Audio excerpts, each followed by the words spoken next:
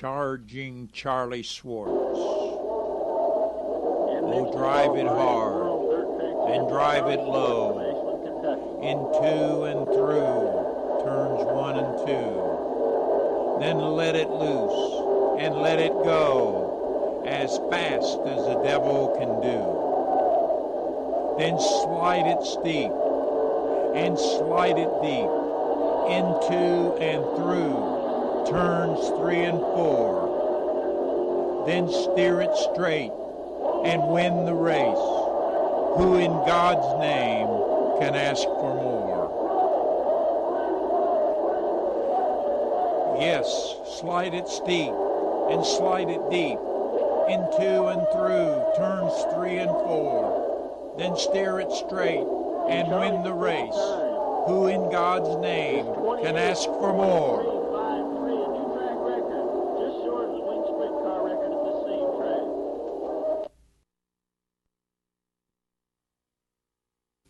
Of racing and of fans, in Charlie's own words. Sooner or later, racing comes to be about the fans. The ones that have stuck by me, I mean through the downtime. The ones that still feel like I can still do it, no matter what. And there are still those out there that feel that I am just it, that I can win everything still. And those are the greatest fans in the world. I would never want them to think that I haven't appreciated them, no matter how I talk sometimes, because I do get down. But those fans are the greatest fans in the world. That's all there is to it. And there's no doubt about it. Race drivers race for their fans. Like if there wasn't people in the stands watching, who would want to race? Who would care? Race drivers are doing it to be in front of people. That's what it's all about. It is to do it in front of someone that appreciates watching it. And if it wasn't for that, then who would even want to race? Or who would even care? Those fans that you know appreciate you are the ones you have to think about, and you always try to perform for them. Those are the fans.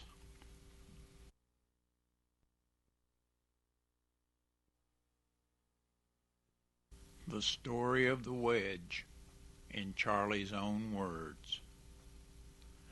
I had had this wedged car deal in my mind for that whole season. I knew that when I built the wedge car that it would be faster than anything that had ever been built to that time. But I didn't want to use it at Eldora or at any of those races only for 16,000 or a lot less to win. I wanted to go to the World Dirt Track Championship and win that thing.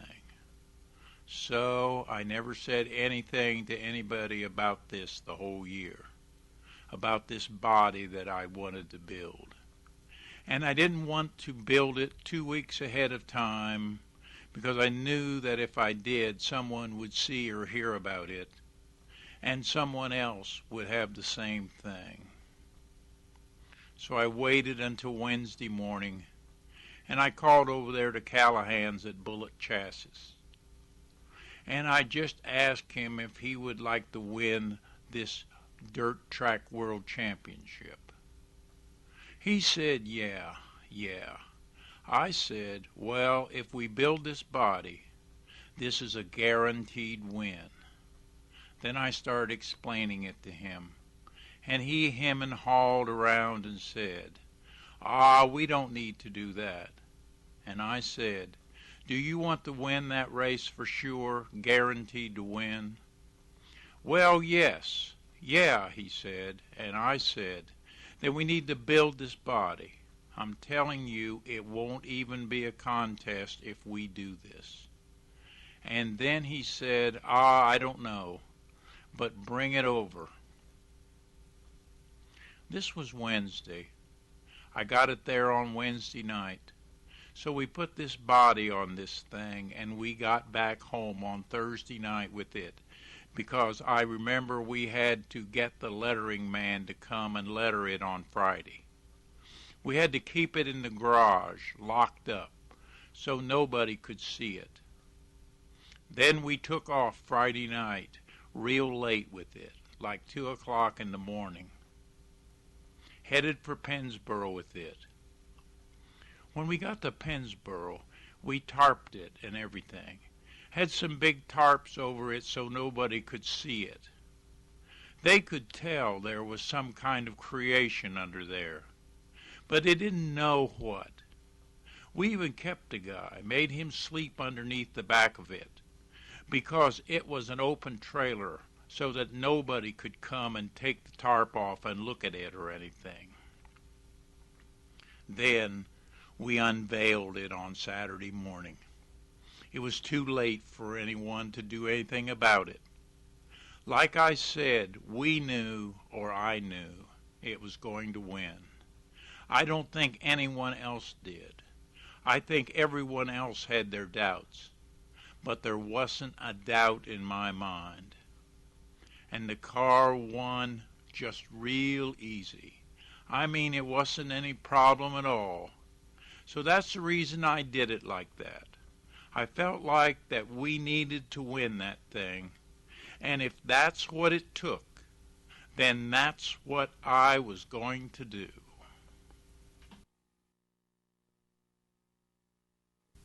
Of checkered flags, in the words of Charlie Swartz. Wow. The number of races that I've been in during my career, I really don't know.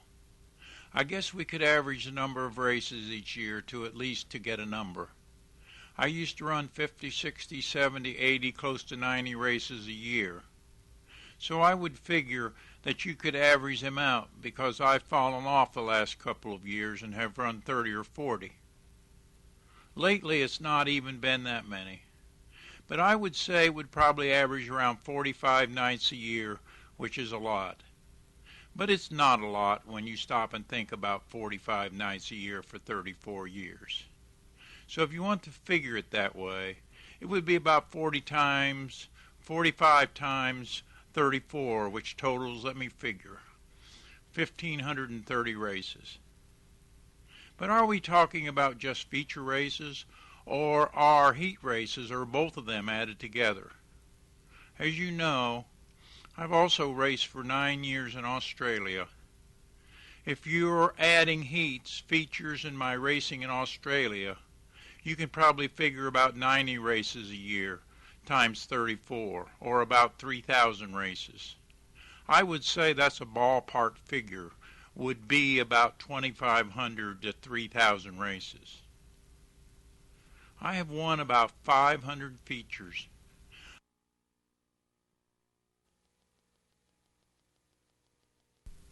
I really don't know which of my victories that I'm most proud of.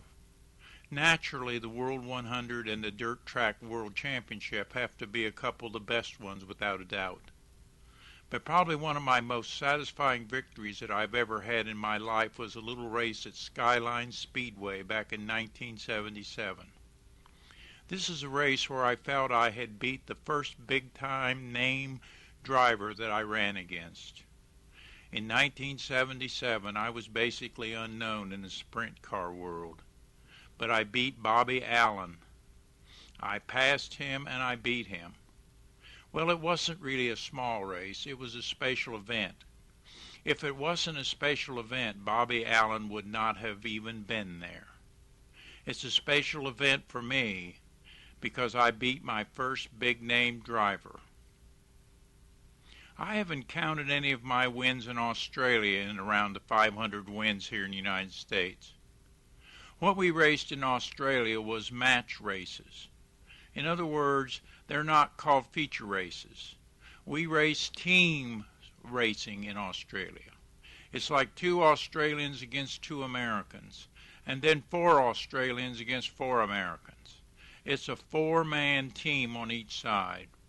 And we ran matches all night long and scored points from it. To be honest with you, I do not know how many of these match races I have won in Australia. I've really never kept track. I know that I've probably won 50 times a year, times the 9 years I've raced there, which would be around 450 wins. I know that I've averaged 50 a year because I've been way up there in the 70s a few times and 60s. I think that there was only one time that I was below 50. So it's 400 plus or 450 plus for sure. In my 9 years in Australia, I have only been outscored once.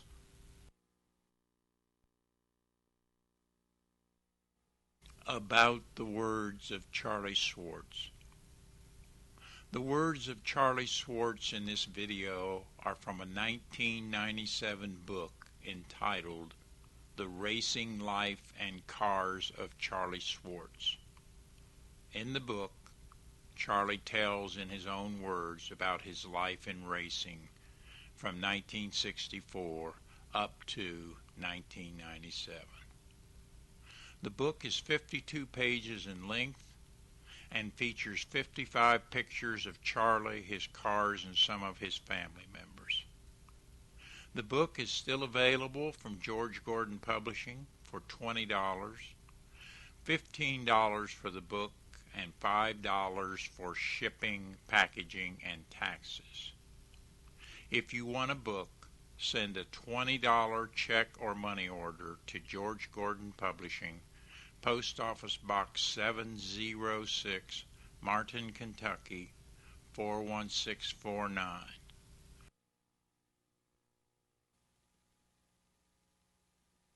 Charlie Swartz receives 1/2 of all profits from sales of the books.